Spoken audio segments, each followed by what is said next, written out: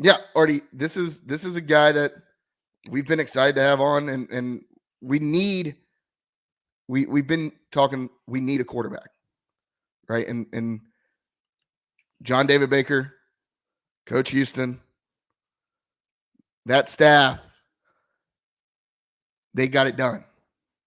Yeah. They're burning the boats, Artie. They're firing the cannons. So let's bring him in. Welcome to the Boneyard Podcast, Katin Houser. Katin, how's it doing, my friend? How are you guys doing? Thank you for having me on. Absolutely. Yeah, Pleasure's sure, all ours, man. man. So I mean, got to Greenville this weekend. Got a chance to tour ECU and check out the facilities. Kind of what was your first thought once you rolled up on campus? It was cool. I got that flight into Raleigh, then kind of drove into Greenville. But overall, I felt like the city had life. It was really fun driving around town. They had a lot of good places to eat. There's a lot of good stuff to do. A lot of stuff to do around campus, and it was really cool going up to the stadium, seeing the facility and stuff like that. So overall, it was really cool driving around Greenville and seeing it. Yeah. And, Katin, you had a lot of different suitors, right? You could have gone to a lot of different places. Why ECU? What led to the decision to come to ECU, commit to ECU, and become a Pirate? I believe the opportunity is like no other. I feel like the staff that they brought in and the staff that's already been there and the culture that they built, that Coach Houston built. And I think overall, just speaking with everyone in the building, it definitely led to my decision. And I feel like they do things the right way. And I'm so excited. I'm so happy to be a part of it. For sure, yeah. And we've talked a lot in the last, I guess, 3 weeks since the season ended, about what we needed. Right, we needed an offensive coordinator, needed a quarterback. Right, they're still working on the offensive line. I'm sure that's to come. When talking to Coach JDB, Coach Baker, what was that conversation like to say, hey, like, this is what we're building. Here's what our goal is. Yeah, I mean, JDB came from Ole Miss, passing game coordinator over there, so he has a history working behind some really good coaches and has a history of coaching in some big games. And his philosophy on offense, he wants to throw the ball around. It's a high tempo, fast paced offense. He wants to put a bunch of points up on the board, and that's something I want to be a part of. I talk with him many times, still in contact with him, just seeing my role and seeing where I fit in this whole operation, and just seeing what we can do on offense, the potential that this team has. Is something I'm so excited to be a part of, and I can't wait to get back on campus and just attack everything as far as learning the playbook, getting with the guys, and this offense is going to be dynamic, and I can't wait for that first game. Yeah. Now, coming out of Michigan State, I'm gonna be completely honest with you. I'm a big Michigan fan, so I am extremely happy to see you out of that Spartan green, to see you in some purple and gold down here in Greenville. But talk to us about your time up there in East Lansing. I mean, the good, the bad, the in between. Talk to us about that experience and how you grew from that. Yeah, I mean, since the start, my whole goal was to play big time football. So being able to play Michigan State in the Big Ten in the highest stage is something that was definitely an experience for sure. I got to learn for a year from my freshman year, and then my sophomore year, I got kind of thrown into the starting position. Started 7 games, played against all top schools: Michigan, Ohio State, Penn State. Played against really good competition. Unfortunately, the season didn't go how we wanted to. Still ended up winning a couple games, but overall, I kind of take that as a learning experience. I played in some big time games against some really good competition. So just taking that and applying it to my next opportunity and having that experience, having some time under my belt is something that that I'm excited to implement into my next opportunity. So overall, it was just a learning experience, and I felt I grew a lot as a player. Love that. Okay, I saw that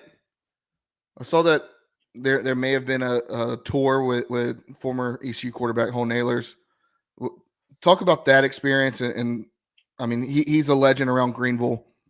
Fans love him. I mean, people say, I mean, local politics, right? But he's a local kid, right? Grew up with ECU. Talk about touring the facilities with him and how that went. No, Holden's a legend. Just seeing him, it was graduation when I went down. So there was a bunch of people down there on campus, and he was down there. So being able to talk with him and kind of talk through his story. When I first kind of talked with ECU, I kind of looked at some of the games that he was playing in, big time player, and I kind of became a little fan a little bit, just seeing his ability and what he was able to do at ECU. So just speaking with him and having sharing his experience and walking through the facilities and stuff with him is something that I want to emulate. I feel like he really good player, and overall he gave me some really good advice. He's been through a lot here, and hopefully I can break some of those records that he has. With that being said, I mean, what kind of advice does a guy like Ho Nailers give to you, right? I mean, what kind of advice was he giving it? And you don't have to share everything, but I'd love to know. Yeah, the biggest thing was his leadership. So right now, I talk with the staff, and they need a leader on offense. And playing quarterback is something that leadership is a part of, and leadership comes with playing that position. And he was somebody that was able to lead an offense and lead a team. So he gave me some advice, just how to interact with the guys and how to come in and positive and push people around you, and overall just become a leader for this team. So he kind of knows the ins and outs of the program, and he kind of gave me some insight just speaking with some of the players and what this team needs as far as leadership. So hearing that from him was really cool. So I got to take some notes from that, but it was good. Nice. Love that. And coming into this system, this new program, what would you want Pirate Nation to know about you? Your work ethic, your character, what you bring to this program. What would you want Pirate Nation to know about you, the player and the man?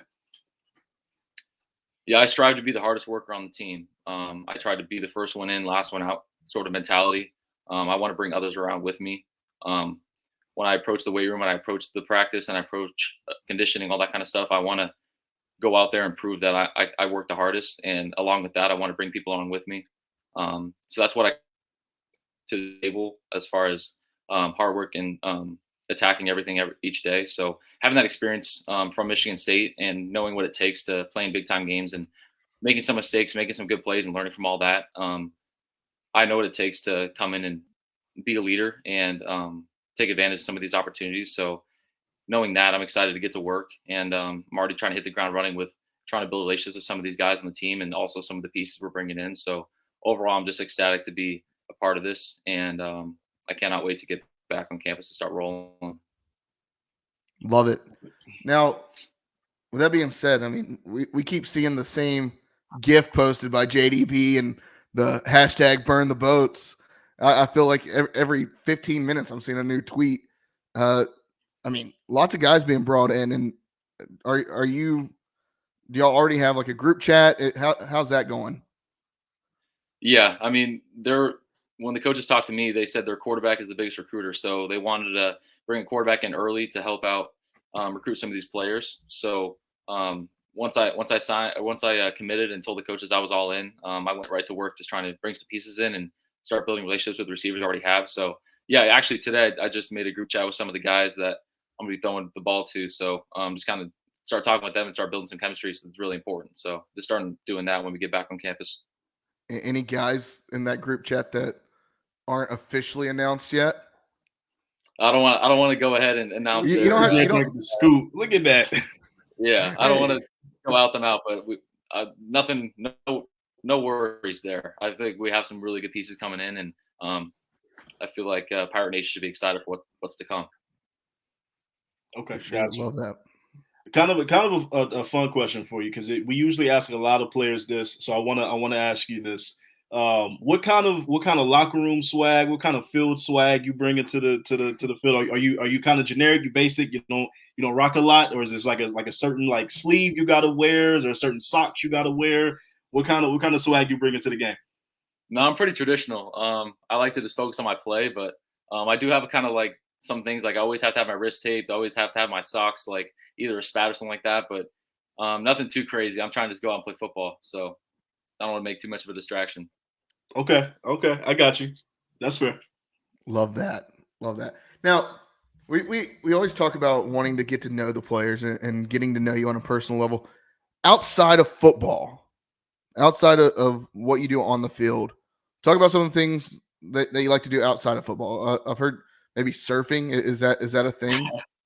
Yeah, I mean, number one, first and foremost, I'm a family guy. I love being around my family and friends, and spending time with them is what I kind of usually do in my off time. And yes, I mean, I grew up in Vegas, lived in Southern California for a little bit, so I do have some surfing under my belt. I mean, I'm not the greatest surfer, but I'll go out and surf for a little bit. But yeah, that's something I like to do on my free time too, is surfing, and then also trying to get into golf, play some round of golf. I see you have the Titleist hat, so Nice. Maybe we can hit the links. yeah, maybe. Yeah, We're not. Artie and I are not very good at all. At all.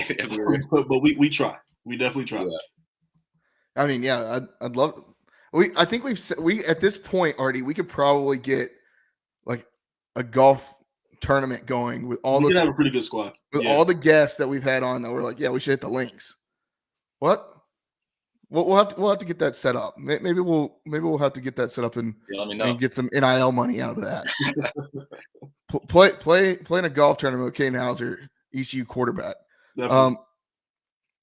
Katin, I want to ask you, because with the new world of the transfer portal and the state of college athletics, especially in football, recruiting is insane. Talking about NIL, talking about all the pieces that go into it, social media, all that. What was maybe the biggest difference in your recruitment this time around versus when you were coming out of high school? Yeah, I feel like that's definitely a piece of the recruitment for sure. There's definitely some of that money and collective and everything going around. So it's definitely a big part of bringing some guys in. When I spoke to the coaches, I made it very clear that I'm here to play football. I feel that playing football is something that's most important to me right now. And I feel like I have a lot that I have to prove, and I'm not really proven yet. So I'm using this opportunity to go play football and go undefeated and win every game and put up a bunch of points. And I feel like that all this stuff will come. Right now, I'm really just focused on playing ball and get to know the guys. Got you. And, from a schematic standpoint, what are some of the things you are most excited to do in this new offense under JDB that maybe you didn't do up there in East Lansing at Michigan State? Yeah, I mean, at Michigan State, it was a really pro-style offense, pretty slow. We didn't really push the tempo that much, and I feel like in this offense, we're pushing the tempo. We're going fast. We're trying to score as fast as possible and have some explosive plays, have some dynamic plays. So seeing that and seeing what Ole Miss had success with JDB, he has a chip on his shoulder too. He's ready to go and attack this. So I'm all in with him, and I'm excited to get after it. The biggest thing that I'll say about ECU is that chip on the shoulder mentality that sticks. That sticks. Yeah. Like everybody here, I'm seeing a bunch of people comment in the chat. I'm sure all of them can attest to it. Everybody at ECU, we all have a chip on our shoulder mentality. So I love to hear that you feel that way as well. As far as maybe the one thing that you're looking to maybe work on in your game going into the new season, what may that one thing be? That's a good question. I feel like the biggest thing for me is the kind of offense I was in at Michigan State was pro style, and I didn't really allow myself to extend plays with my feet and almost be like a dual threat kind of quarterback. So I feel like going into this situation, my biggest emphasis is to use my feet and extend plays as much as I can when things break down. I feel like that's an important part of football. And with this offense, I'm going to need to do it. So really focusing just on the offseason, just trying to get bigger, faster, stronger as always, but really working on my quick twitch and then just trying to extend plays going into the season. For sure. Artie, you got any other questions? That's all I have for him. Well, then, last question. I got one question for you. This is going to be the hardest question. All right, here we go. By far, hardest question that we got for you. On your recruiting visit, you stopped by this little-known establishment called Sup Dogs. Do you remember it? Do you remember that visit? Yeah, I do. Well, we like to ask all of our guests, what's your order at Sup Dogs? What'd you have? I saw people when you posted, they were like, "Oh, we got to find out what he had." What'd you order? Okay, one. I got the pizza like tater tot things. I forgot what they're called. They were great though, amazing. Yes. I was gonna get a Sup Dog, and then I decided to go with the burger. I went with the nacho burger, so I had like the nacho cheese and chips on it. It's fantastic. Okay. The pizza tots and the burger, I love it. Love that. Yeah, that was great. That's all I got. It was good. It was a little lunch. It was good. Hey, that's good. That's a good order. At least a high calorie intake, which we here at the Boneyard Podcast love the high calorie intake. That's what we're all if you for. couldn't tell, I do like the high calorie intake. Shout out Sup Dogs. Yeah, shout out Sup Dogs, Brett, friend of the podcast, Sup Dogs, friends of the podcast. Love them. Love the food, man. I need to get back down to Greenville and get some Sup Dogs. Next time, Katin, food's on us. All right. Next time when we're in Greenville, if we're ever down there with you, we'll take you to Sup Dogs and get you some food. Then we'll go play golf. Perfect. We'll go play golf and then eat Sup Dogs. Sounds like a day. Sounds like a good day, man. For sure. Well, Katin, thank you for joining us on the Boneyard Podcast.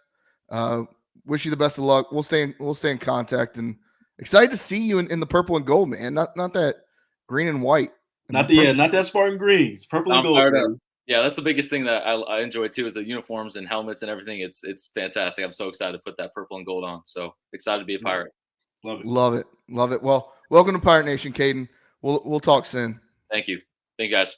Appreciate it, Katin. Take care.